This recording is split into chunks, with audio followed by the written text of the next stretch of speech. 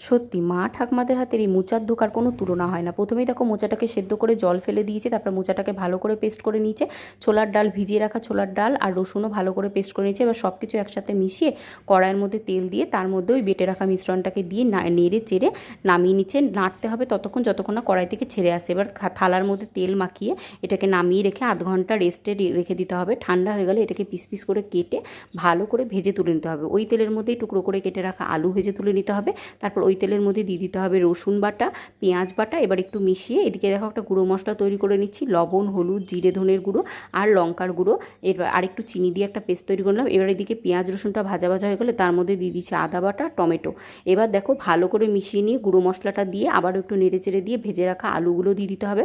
আলুটা যখন কষে যাবে আর মশলাটা যখন তেল ছেড়ে বেরিয়ে আসবে তখন এর মধ্যে জল দিয়ে দিতে হবে। জলটা ভালো করে ফুটে উঠলে কেটে রাখা মোচার ধোকাগুলো দিয়ে ভালো করে ফুটিয়ে গরম মশলা দিয়ে নামিয়ে ফেললেই রেডি।